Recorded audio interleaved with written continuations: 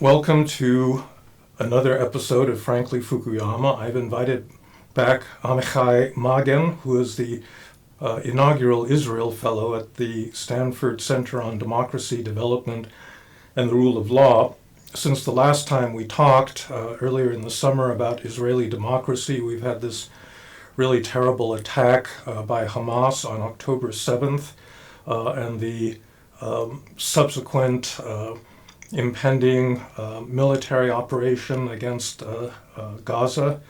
This has obviously been a very emotional moment for many of us, but particularly those like Amichai that are Israeli and have many friends and relatives that are directly affected by this conflict. So Amichai, welcome back.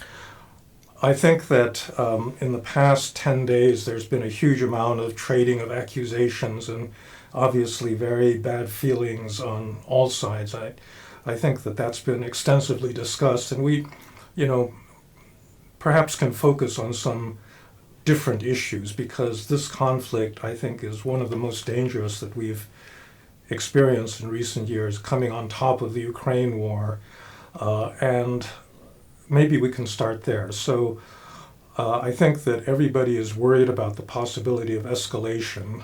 You have Hezbollah in Lebanon, which, although it's a Shiite force, has been able to coordinate in the past with Hamas, and I think the big worry is that this conflict will spread to the Lebanese border, to Lebanon itself, and then in the West Bank. So what are some of the worries and the scenarios that you're thinking of?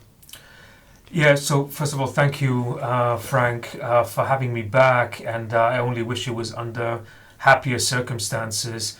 It's astonishing how quickly the reality for Israel, for the Palestinians, has changed within such a short period of time, and how quickly events are unfolding in the Middle East. So we have to be aware that things are moving very, very quickly on multiple fronts, and that what we may be talking about this morning could evolve very quickly over the coming hours and days and this weeks. Morning is October 20th, just as a point of reference. Yeah. So by the time this video gets up, more terrible things may have happened. And we've had some real surprises over the last few days. Just yesterday, American warships intercepted 3 missiles and several drones fired from Yemen by the Houthis. Nobody quite knows where they fired to, but it was in the general direction of Israel, so about 2,000 miles away. So a very fluid and complex regional environment. But let's begin to unpack it a little bit. I think that the right way to think about this arena is in 3 concentric circles. The first is the immediate, and by immediate I mean Israel, Gaza, but also Israel, West Bank, and of course the situation within Israel, where 20% of the population are Israeli Arabs.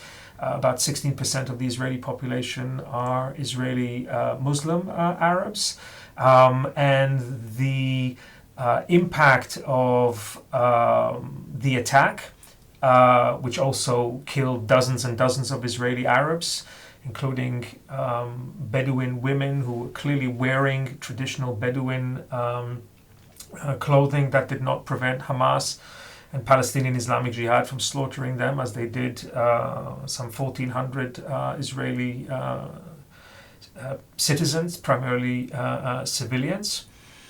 All those arenas are intermixed, and of course Hamas has never stopped seeking to incite a third intifada in the West Bank, an uprising in Jerusalem. In fact, the name that Hamas has given to this operation is the Al-Aqsa flooding, or the Al-Aqsa operation.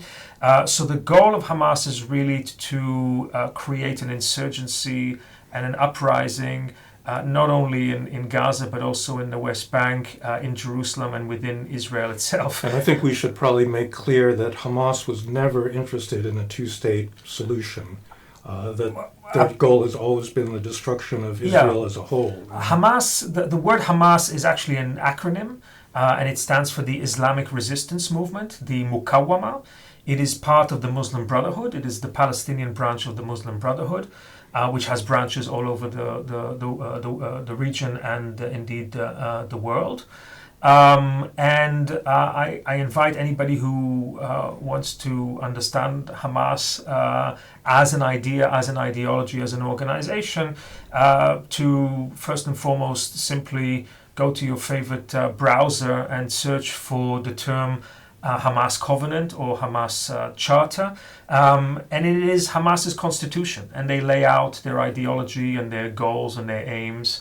And in essence, the aim is to annihilate Israel, regardless of 1967 borders, 1948 borders, to annihilate Israel and to essentially build a radical Sharia-governed caliphate in Palestine, and from there to join with other Muslim Brotherhood branches around the region to expand the caliphate. So in that sense, the ideology is actually the same, comes from the same root as Al-Qaeda or ISIS, even though there are some variations in those ideologies.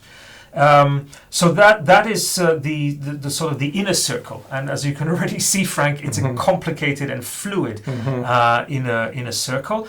Hamas is very conscious of the weakness of the Palestinian Authority. Abu Mazen, Mahmoud Abbas, the head of the Palestinian Authority, is 87 years old. He's a heavy smoker. He's not in good health. Hamas really sees a window of opportunity to realize the next phase of their goal, which is to take over the West Bank once a Palestinian Authority collapses. So that is the inner circle of this complicated arena. Let me move to the second, which is the regional circle. You mentioned Hezbollah. Hezbollah is by far the most powerful Iranian proxy in the region.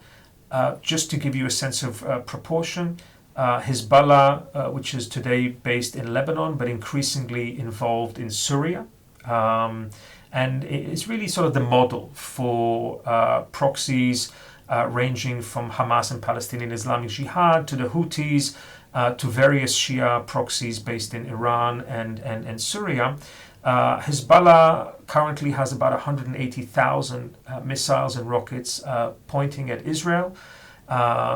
Within that arsenal, there are sophisticated armed drones. There are about 35 to 40,000 GPS-guided missiles that could paralyze critical infrastructure in Israel. And everybody is keenly aware that should this conflict escalate to an all-out war with Hezbollah, there's already sort of a low-intensity conflict going on right now as we speak, but Hezbollah is still deterred, and perhaps Iran is still deterred from deploying the full force of Hezbollah. If Hezbollah does enter this conflict in full force, we're talking about an entirely different scale of war, which would also, in all likelihood, draw in other actors into the region. Over the next days and weeks, we may well see a variety of Iranian proxies taking action, either against Israeli or Jewish targets around the world. I'll remind our audience that in 1994, Hezbollah carried out a devastating terrorist attack against the Jewish community center in Buenos Aires in Argentina, killing hundreds of people. Hezbollah and Iran and various Shia clerics that are very close to the Iranian Revolutionary Guards have already said that they may take action against American targets in the Middle East, whether that's diplomatic installations or military installations. So this could broaden very, very quickly and very dangerously. Right. Maybe one thing I could ask Please. is, what are your expectations for the IDF going into Gaza? Because it involves a lot of risks for Israel as well. They were there before. I think they probably understand that it's almost impossible to govern this area. It's been 10 days since the attack, and so far they, I guess, have made some probes. But I mean, do you think it's possible that this Israeli government will refrain actually from trying to occupy Gaza? So let me just to complete the we spoke about sort of three concentric circles. So we spoke about the first the kind of local, the regional, but just that we get a full picture of what is at stake here, because I think it's very pertinent to your question about scenarios for Gaza. Let's just briefly mention the third, broader, most strategic circle, which is really crucial to understand, and which I think really helps us to understand the Biden administration's unprecedented concern and rapid action with regards to this conflict, including the visit by President Biden a couple of days ago. The Biden administration grasps correctly that what has happened here is a merging or a joining of the Hamas, Hezbollah, Iranian axis of resistance to a rapidly evolving broader geopolitical reality in which Iran is allying with Russia and allying with China to form what we might call an axis of resistance in a broader sense, an axis of resistance to the United States, to what they perceive to be American hegemony in the world. And the goal is to sow chaos in the Middle East, which is for them an opportunity. It's an opportunity. Good for Russia. It's good for Russia. It diverts attention from the war in Ukraine. It diverts resources. It's good for weapon sales, and it's good for cementing the bonds between Iran, Russia, and China, where China sees a great opportunity to do what China wants to do, which is to become a real player in the Middle East. What the United States has therefore grasped very, very quickly is that it must mobilize to counter that axis of chaos, that axis of mukawama, the axis of resistance, not just at the local level, but really globally. And so the Biden administration has already moved military assets to the Eastern Mediterranean, has already warned Iran and Hezbollah not to get involved in this conflict. It's seeking to contain the conflict. And we are in an early stage of a broader diplomatic American effort to stabilize the key states and actors in the Middle East: Israel, Jordan, Egypt, and to seek to make sure that the evolving axis of peace that has come about over the last 5 to 7 years, the Abraham Accords, the prospect of an historic peace deal between Saudi Arabia and Israel, a defense pact between the United States and Saudi Arabia, that effort, which is essential to keep China out of the Middle East, to keep Russian influence in the Middle East minimal, and to contain Iran, that effort doesn't fall apart. So I think it's very, very important to understand that Gaza is really at the epicenter at the moment of these concerted circles of contestation. So that, I think, gives us the correct context. Now, zooming in back into Gaza, let me say a few things, and then we can perhaps unpack them.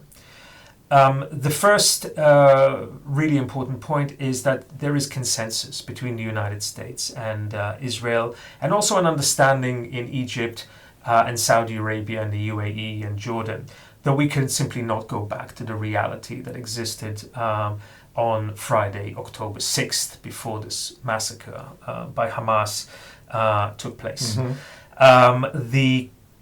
What in Hebrew we call the conceptia, the concept that Hamas could be deterred, that we could reach some kind of accommodation with Hamas, that if you provided Hamas with sufficient material incentives, with enough money from Qatar, with enough work permits for Palestinian workers to work inside Israel, that if you could create a rational set of material incentives, you could tame Hamas. You could turn Hamas into a responsible stakeholder. That has been the conception, and that has also been why Israel was taken completely by surprise, because because Israel was duped, because the assessment was that there was a modus vivendi between Hamas and between Israel that was not ideal, but it was sustainable. That conceptia, that notion, exploded in our face in the most horrific way on Saturday, October 7th, which some people call Israel's 9/11. I don't think that that's right. I think this is more akin to what I described in an article I recently published in Persuasion as Israel's civic Yom Kippur. It was the day when the state of Israel was not there to protect its population. The trauma and the shock are absolutely enormous. And everybody understands that Hamas is not a responsible stakeholder. It will never be a responsible stakeholder. And everybody also understands that in essence Hamas has hijacked Gaza and that is holding 2 million innocent civilians, Palestinian civilians, hostage to a murderous oppressive ideology in Gaza. So the first really important point to grasp is that there will be no return to the status quo ante, and so this round of fighting will be very different from the 5 previous rounds that we have seen since Hamas took control of Gaza violently in 2007 and started this campaign of rocket fire against Israel. And we should probably also point out that it's not just Israel that's been trapping people in Gaza. I mean, the Egyptians have cooperated with Israel because they don't want people from Hamas going into Egypt. They already have an insurgency in the Sinai, and they don't want that radicalism to spread to their country either. That's correct. So Egypt has historically been very, very reticent to have any Palestinians, whether it's Hamas, Palestinian Islamic Jihad, or unaffiliated Palestinian civilians entering through the Rafah border crossing into Sinai, which is vast and empty. One would think that there would be greater room for humanitarian assistance and for helping to resolve and alleviate the situation in Gaza with greater Egyptian participation. But Egypt has been very reticent about that for a number of reasons. One, Hamas is the Palestinian branch of the Muslim Brotherhood. The ruling elite in Egypt is terrified of disruption and revolution instigated by the Muslim Brotherhood in Egypt. This is not hypothetical. From their point of view, the Muslim Brotherhood took control of Egypt in 2012 when President Morsi, at the head of a political party of the Ahayun of the Muslim Brotherhood, won an election in Egypt. There was then a counter-revolution, and the Sisi came to power, but he's very nervous about instability inside Egypt, as is King Abdullah in Jordan. Secondly, there is a population of about 400,000 Bedouins living in Sinai who the Egyptians are very concerned would be radicalized by Hamas and Palestinian Islamic Jihad, and some of them have already. And they have historically been tribal ties and others between Gaza and Sinai, and the Egyptians are very nervous about that. Part of the Biden administration, in coordination with Israel, effort over the next weeks and months will have to be focused on the humanitarian situation in Gaza. And there I think that there already are conversations happening with the Egyptians to have them more involved. My sense is that the Egyptians will allow humanitarian aid to come through the Rafah border crossing, but Egypt will not allow Palestinian civilians to cross the border into Sinai. Let me just add that there's a strong logic to that. The narrative that Hamas and others are trying to promote at the moment is of a second Nakba. That there's a sort of a campaign of disinformation that Israel is trying to push the civilian population in Gaza into Egypt and therefore sort of clear the territory. It's incredibly important that Israel assures Egypt and that Israel assures the international community that is in fact a lie, and that is not what's going to happen. And so I think that under the imperative of maintaining close strategic ties with Egypt, the operation or the movement of civilians in this conflict will be such that it will be confined to the Gaza Strip, to the southern part of the Gaza Strip, but we will not see an agreed movement of large numbers of Palestinians across the border into Sinai. So let's talk about the conflict in Gaza itself. And so you can't go back to October 6th. Israel has vowed to destroy Hamas. That's not that easy a thing to do. So what do you think the current thinking on this is? And presumably Biden, when he visited Israel, was counseling them to be very careful about re-entering Gaza and getting involved in another quagmire there. Yeah. So the first thing we need to look at is the aims of the military operation. And over the last few days, we have gotten a clearer, more consistent set of statements by Israeli officials of what the strategic goals or what the military goals of this operation are. And they can essentially be captured by the idea that the goal is to dismantle the capacity of Hamas to wage organized violence against Israel, and importantly, to maintain political control of the Gaza Strip. So there's a military goal of disarming Hamas and dismantling this vast military terrorist infrastructure, 300 miles of tunnels and bunkers underground in Gaza. We joke in Israel that if Hamas were to build the metro system in Tel Aviv, it would be much more efficient than what the Israelis are capable of doing. They've really built just an astounding infrastructure, and the headquarter for Hamas leadership sits right under the Shifa hospital in the center of Gaza. So they've made sure that they're entrenched deep within the most vulnerable civilian population in Gaza. So this is going to be very complicated, but not impossible. The latest statements that are coming out from the IDF is to prepare for a lengthy ground maneuver, which will start in the northern part of the Gaza Strip, from the border with Israel all the way to Gaza city. There have been calls for the civilian population in the northern part of the Gaza Strip to move south towards Han Yunis, towards Rafah.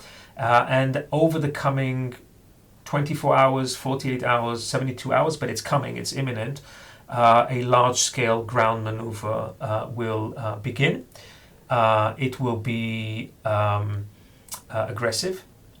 It will involve a lot of imagery of destroyed buildings and even whole neighborhoods, because in each one of these buildings that you see on television in Gaza, including schools, including mosques, there are piers of tunnels. There are entrances to an underground city of bunkers and munition dumps and rocket launching sites. It's incredible, Frank, but 2 weeks into the war, Hamas and Palestinian Jihad continue hourly barrages of rockets in Israel. So Gaza seems to be running out of everything except rockets. And so militarily, the declared aim of Israel is to go in and dismantle that infrastructure. More ambitiously, we get to the political. And the political goal is to deny Hamas a political future of control of Gaza, and I think this is a little bit less explicitly declared, to make sure that Hamas does not have the infrastructure to take over the West Bank, to undermine the Palestinian Authority and to compete with the Palestinian Authority for a political takeover of the West Bank. So Israel sees an opportunity here to remove one of Iran's proxies in the south, in Gaza, but also to try to change the political reality and to provide room for a revamped peace process by making sure that Hamas is not able to take over the West Bank. So that is really the goal. Can it be done? I have no doubt that the answer is yes. I think many times terrorist organizations want to persuade us that they cannot be defeated, and this is not true. There have been 2 or 3 times over the last 30 years where Israel has put enough pressure on Hamas, where Hamas basically said, okay, enough is enough, we're going to take a step back. They have been building this infrastructure for nearly 2 decades now, and so dismantling it will take time. This could be a matter of months. Why didn't Israel do that in the previous campaigns against Gaza? Well, because Israel adopted what we might call as a sort of a mowing the lawn type of strategy, where you essentially try to obtain long periods of calm, and then when that becomes untenable and you're attacked by too many rockets from Gaza, you go in and you try to sort of scale it back. But there was a sense that perhaps with incentives and so on, some kind of modus vivendi could be reached. And I think there's another motivation here, Frank, which we should mention, which is certainly for the last 2 decades, it has been the perception was that keeping this division between Gaza and the West Bank, keeping a situation where Gaza was ruled by Hamas, the West Bank was ruled by the Palestinian Authority, was rather convenient for right-wing Israeli governments. That was part of the concept. That was part of the conceptia. But that has been shattered as well. Israelis realized that by weakening the Palestinian Authority, Hamas was becoming so strong that it could potentially bring down the Palestinian Authority and take control over the West Bank, in which case Israel would face this nightmare on both sides, in Gaza and the West Bank. So that I think also lies at the heart of the change in policy that we're seeing right now.